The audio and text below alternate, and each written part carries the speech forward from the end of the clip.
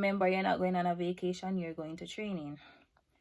The second thing now, before you come into training, if you have any outstanding traffic tickets, get them sorted out before you get into training, because once you get into training and we find out that you have outstanding tickets, it's going to come.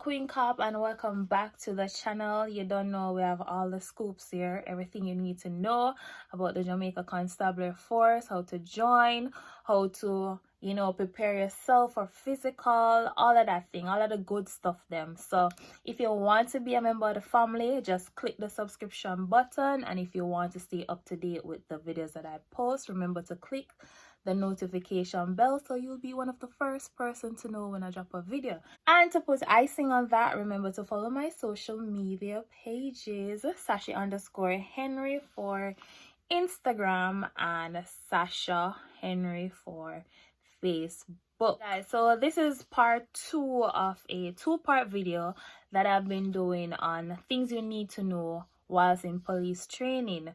Now I have done part 1. You can click the link in the description below to watch part 1, and then you can come back to this part of the video, or you can do it vice versa. Watch this and then go to part 1. It doesn't matter. Things you need to know continues. Here we go. So I'm gonna kind of mix it this time around because there are some things that you need to know before you actually begin training. So I added a few to this list, and then we're going to talk about what you need to know whilst in training. So we'll begin with, and again, if you see me looking down, I'm using my notes to guide my train of thoughts. Good. So 1, do not take a lot of clothes or items to training. Stick to the list that you're given at the recruiting office. Guys, training is training. You're not going on a vacation, right? You're not going to take a trip to Indonesia, Bali, Punta Cana, Dominican Republic. No. You are going into training, so you don't need a lot of clothes into training to come into training. Stick to the list that you're given at recruiting office. Be mindful though, sometimes recruiting office might give you a list and you're still short. So for example, if they say to you take 3 white t-shirts, you can just add a few more to it, probably like say 3 more, because you know 7 days a week, and for wash a shirt every day kind of hectic. So them say 3 white t-shirts, you just add probably 3 more white t-shirts to it. Good. All right, if you need clarification on that, you can always leave a question in the comment section and I'll try my best to answer it. So stick to the items provided, and remember, you're not going on a vacation, you're going to training.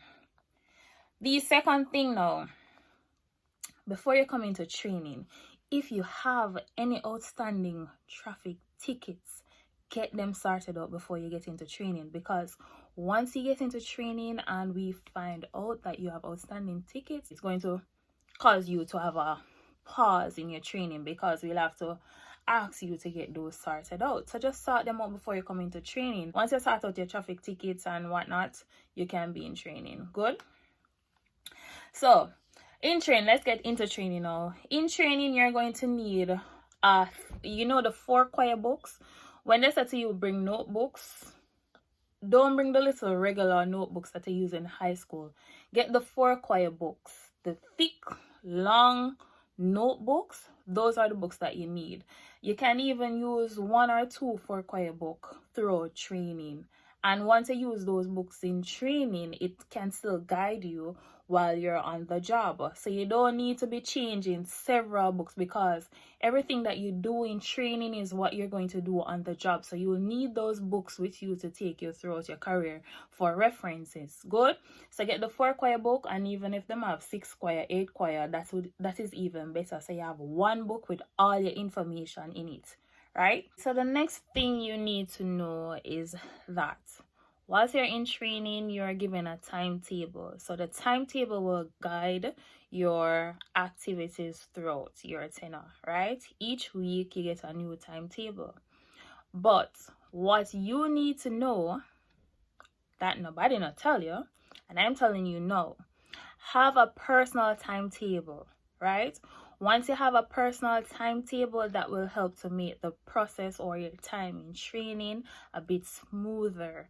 There won't be enough time on hand, free time, for you to do whatever you want to do. There's always activities.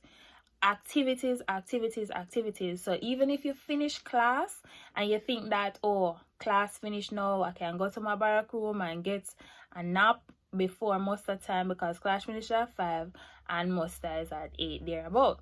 You don't have that 3 hours. You'll be called out to do some form of activities. So once you get a bit of free time on your hands, I am going to ask you to use that time to do some studying and preparation for the following day, because you won't have much time. And that is why we emphasize that time is important whilst in training. And speaking of studying and preparation, it moves on to the next point, that training consists of 2 phases. And I'm talking about training whilst at the college. It consists of 2 phases, phase 1 and phase 2. At the end of each phase, you have a written examination. Yes, this is school. This is college.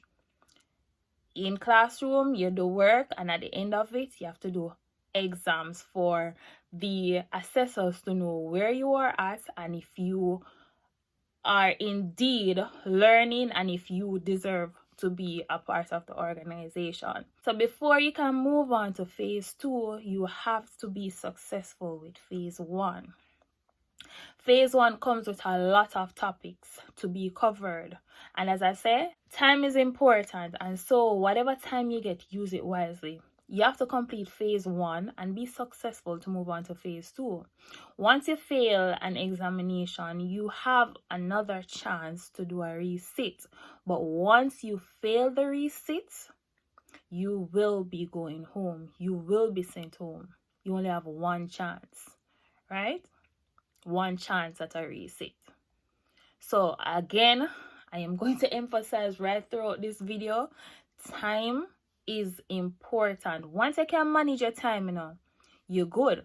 Because once you can know, so all right, this time is set for class time, and then I set in this time to do some study session, and then after I study, then I'll do cleaning, clean my shoes, iron a uniform, etc, etc. Once me done that, then me do whatever, then muster, then assignment, then go to bed, wake up, and it's a routine. Practice becomes perfect. Once you start from day 1 to think about training like that, it will become easy and your time will go smoothly, right? Next thing, is it a possibility that you might be in training for weeks without getting visitation, like family visits, or without you even going home? So do not come into training with the notion that you will be going home every weekend, right? It can be a situation in which you don't even see your home until probably 2 months after. It can happen that way.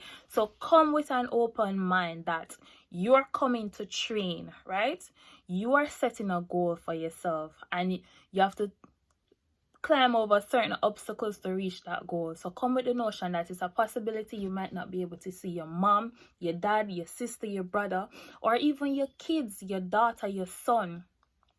You won't see them for a while because you have a goal to achieve, and in achieving that goal, it means that you have to make certain sacrifices, and that's a part of the sacrifice that you want to make. After training, you'll have all the time in the world to be with your family.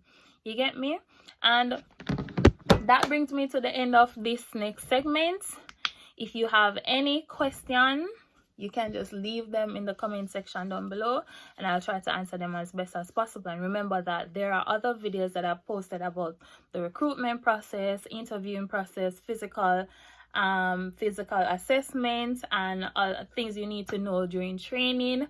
Those are all on my page. Just click queencop. Click on it and it will take you to my page and you see the other videos. Thank you for tuning in. See you next time.